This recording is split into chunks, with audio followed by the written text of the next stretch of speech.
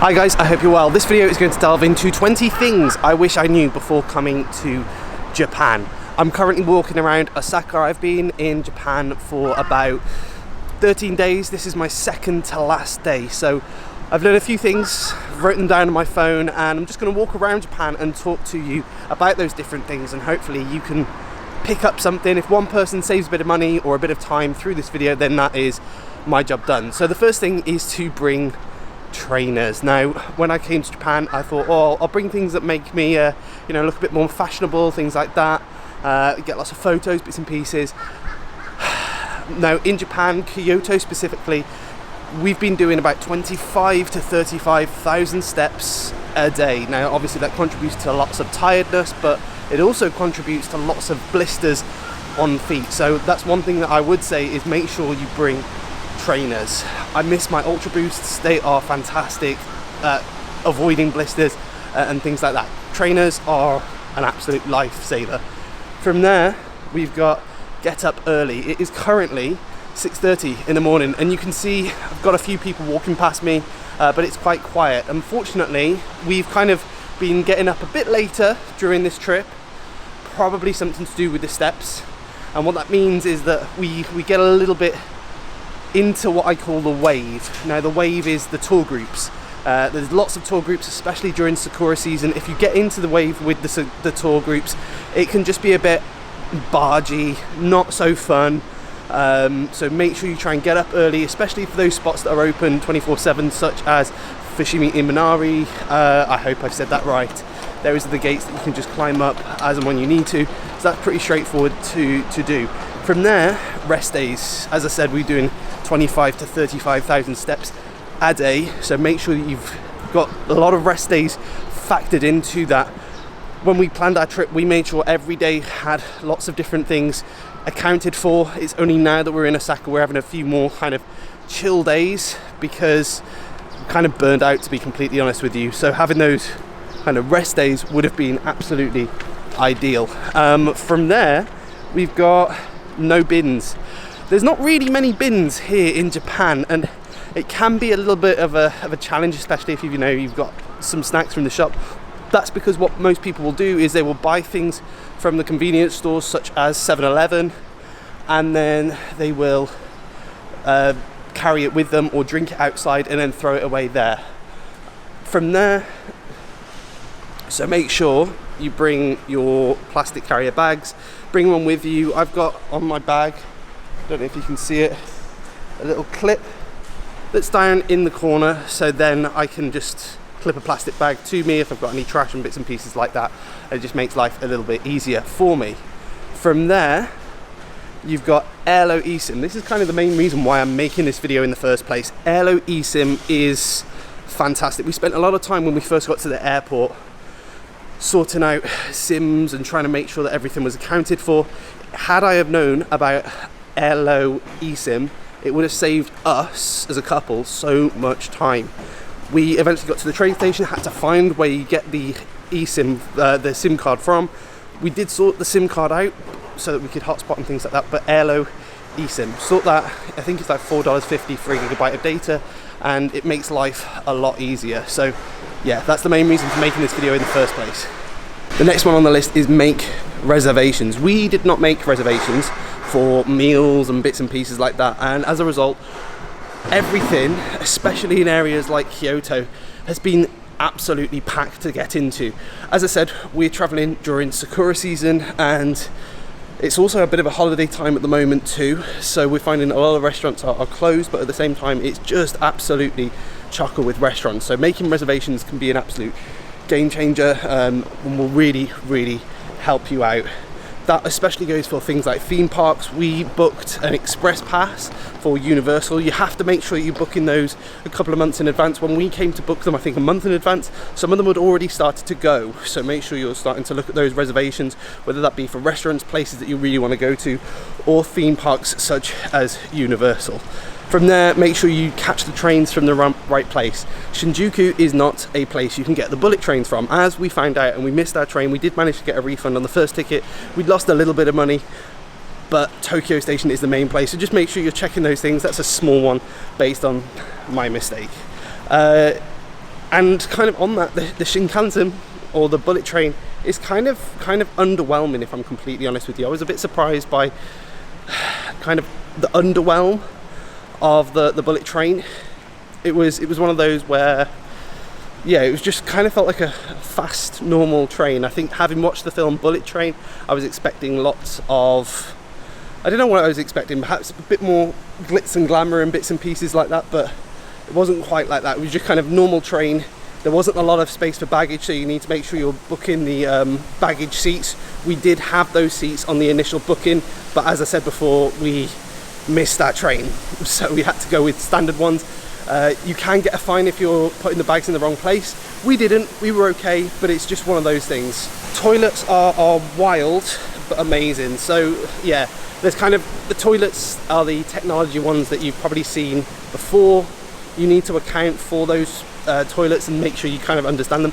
There's multiple buttons. There's one they're pretty easy to understand. One has like a bum. You press that, a little wand will pop out and clean your bum. And then the front one is a little bit opposite and does the other area. So that one's quite straightforward. There's also things like music on some of them for privacy noise. Some of them also have automatic up and down seats. The flush was a little bit confusing. They have a light flush and a heavy flush, a bit like in the UK, but it's kind of, you've got to try and figure out which Japanese symbols those are. Next up is you don't need a rail card. You don't need a rail card. I think initially we thought we needed a rail card, but it's been great to not have one. We didn't need one. I think we've actually saved a little bit of money, except for that cancelled train. I think this completely depends. If we were going to Hiroshima on the Shinkansen, we would have bought one because it would have saved us money. You can't use them in the subway in Tokyo anyway. There's a lot more lines in Osaka where you can use them. But yeah, it's one of those where if you're only doing the bullet train from Tokyo to Kyoto, because you can do Kyoto to Osaka quite easily just with the IC cards, you won't need that rail card. So just kind of factor in whether you need it. I think a lot of places say straight away, yeah, go and get one, it'll be amazing. You don't need it specifically, but yeah, just factor that in. So then from there, get a Suica card early. We could have got this a little bit earlier, I think. That was perhaps a mistake of ours.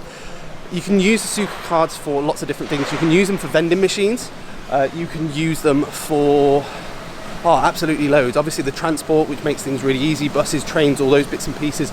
But at the same time, you can use them for things like in 7-Eleven, convenience stores and places like that. Based on that, 7-Eleven is fantastic for withdrawing cash.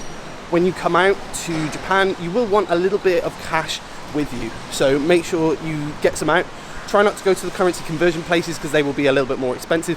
We got a great rate when we were in Dubai, so we just brought some with us. But at the same time, you can use those ATMs in 7-Eleven because those are the cheaper ones. Okay, we are at a busy road. Google Lens is phenomenal. You can use Google Lens to be an absolute game changer, to be fair.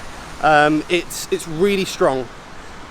There will be times where you go to restaurants and you don't have a clue what is being said. So going to Google Lens and then holding that up as a translate part can really help with translation of things like menus, if it's more of a traditional Japanese place. You can also obviously use Google Translate to communicate with people, but that can really help too. Storage lockers are amazing is the next point. So storage lockers are an absolute game changer if you need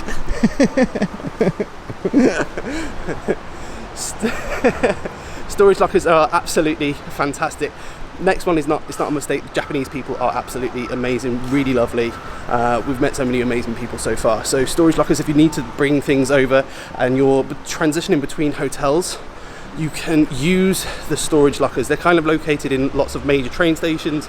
It's really easy to get those lockers. We've used one or two of them so far. Just really straightforward to do that. Okay, this is absolutely killing my shoulder. I'm currently vlogging this, but it's like doing an extended arm hold. It just kind of kills your shoulder. Whew. Okay, next one is to book trains in advance. We did obviously have trains booked in advance to avoid not having those baggage seats. to also make sure that you're not sitting in random places. The trains can get booked up really quickly if it's busy time, especially, you know, Tokyo to Kyoto. But it's also a little bit easier at the train station. You can't book them online with a JR Rail pass, I believe, but it just makes life a little bit easier. So just make sure you're booking those trains online. It makes things a little bit more straightforward, and make sure that you've got a seat. From there, we have Sakura season. The weather varies wildly. As you've seen all around at the moment, it is raining. So it's kind of a bit of a pain in terms of packing. We had to bring 2 big suitcases full of things like shorts, lots of t-shirts. We've needed sun cream at some parts. We've obviously needed coats, umbrellas. So it's really varied with the weather in Japan during Sakura season. Perhaps having more layers would have been more ideal for us. From there, we've got you don't tip here. I think coming from Dubai, you're kind of used to tipping, and it's a bit more of a tipping culture. Here, I don't think it's seen as an insult per se, but it's one of those where we were told specifically, yeah, you don't need to tip, which is fantastic. It means that you kind of pay for what you get, and that makes things a little bit easier. Eating in public, right? It isn't illegal, but we have kind of brought our culture to Japan in terms of eating and drinking in public. We've been a bit arrogant with it at times, and you will get a few funny looks from people who are a bit questioning of, you know, why are you doing that? It's not the done thing, as I said before, with police and bits and pieces like that. They're not going to arrest you for eating and drinking on the streets, but they will question it. While we're here, this is a famous sign in Osaka. This is the Running Man, the Glico Running Man, and yeah, famous sign. It also gives me a chance to rest my shoulder. I'm going to change the camera hand so that we can finish off this video. Whoo-wee. Okay, the last 2. So we've got it's okay to ask for help. This is the last one even. So essentially with this, it's okay to ask people for help. Language barrier is going to be a thing, but for the most part it's not been a problem. It's not been a huge, tremendous barrier. It's actually been something that's been quite straightforward. We've been able to communicate really effectively with a range of different people. We've been able to ask for help as and when needed from places like hotels, and it's made things a lot easier, because it can be quite a confusing area initially, and that's just one thing to factor in. So there we go. There's a range of different things I wish I knew before coming to Japan. Hopefully this video just saves someone a little bit of time, a little bit of money, and here we go. I've ended up at McDonald's for my coffee. It is raining, but it makes life fantastic. Hopefully you've enjoyed the video. Like, subscribe, all that sort of stuff, and I'll see you in the next one. Until then, I'm out.